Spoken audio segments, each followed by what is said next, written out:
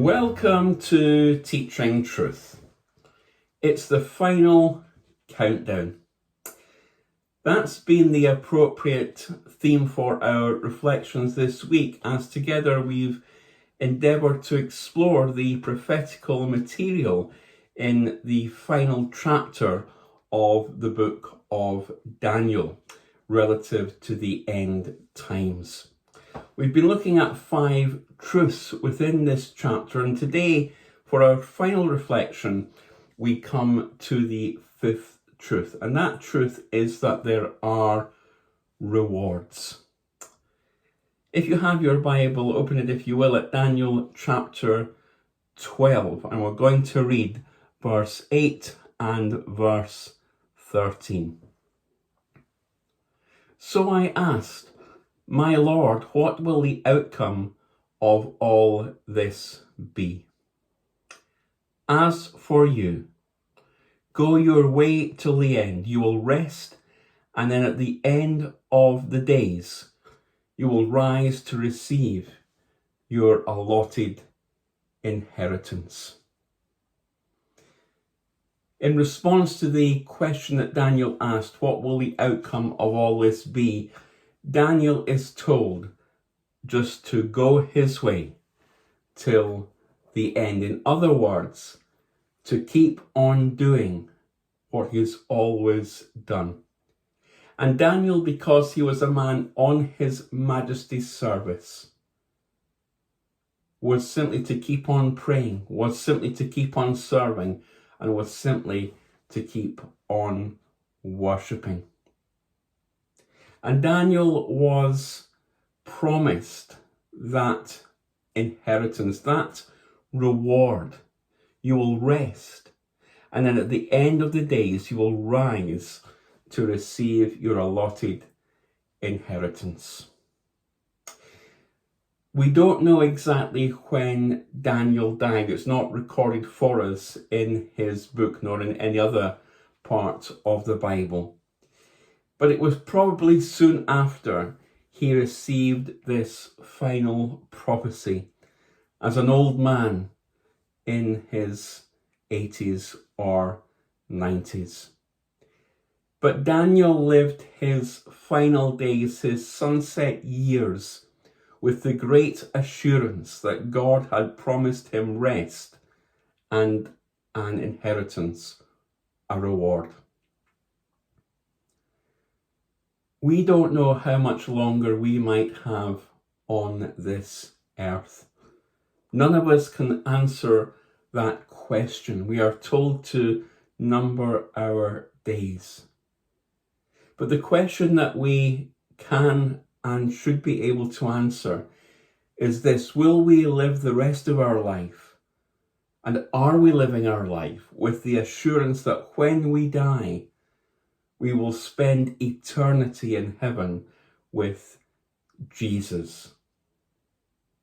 Daniel, because he was a man on his Majesty's service, because Daniel enjoyed a personal relationship with God, because Daniel knew God, because Daniel spoke to God every day, and because God spoke to him, Daniel had that assurance that he was going to go to heaven and to spend eternity there. Daniel was a good and faithful servant. He was to go his way till the end, to be good and to be faithful in praying, in serving, in worshipping, as he had done from those early days as a teenager when he was taken captive in Babylon, all through his life up until this point as an old man when he received this prophecy. Daniel was a good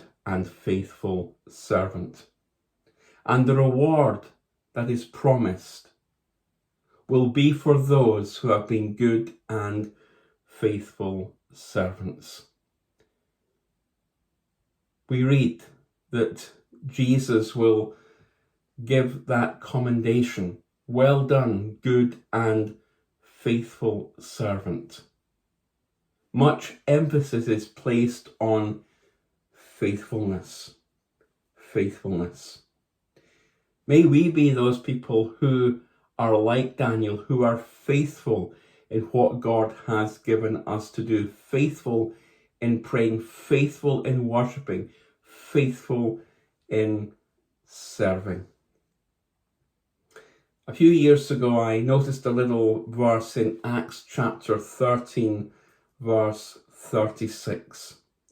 Words that have never escaped me since. Acts 13:36 says this, that David served God's purpose in his generation. David, in other words, dedicated his life to fulfilling God's purpose here on earth.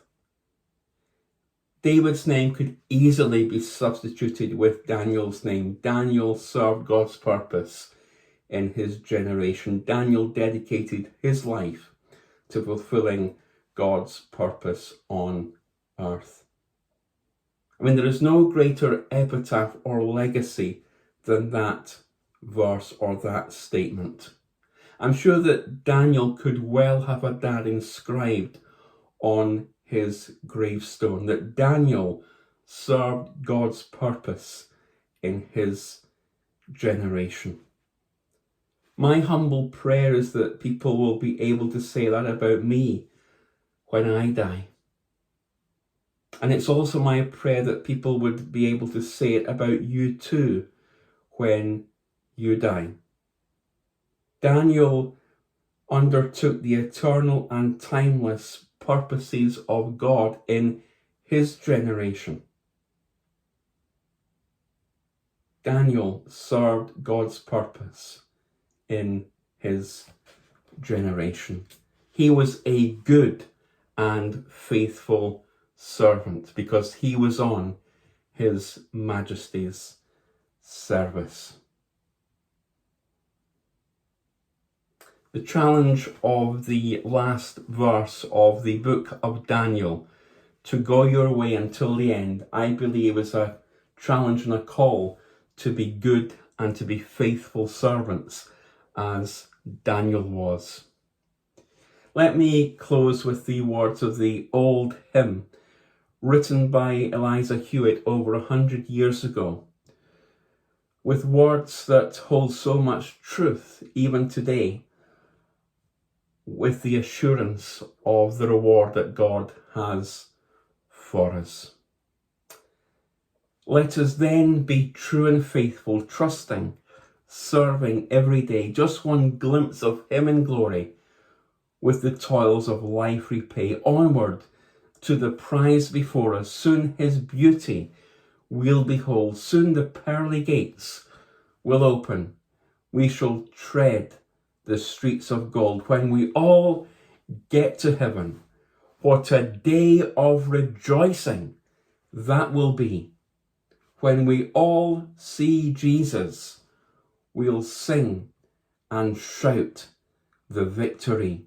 Daniel was true and faithful, who trusted and served God every day. And I'm sure Daniel today is in heaven, rejoicing, singing and shouting the victory, because he was good and faithful, a man who went his way till the end and who has received his reward because he was a man on his Majesty's service. There are rewards for those servants who are good and faithful.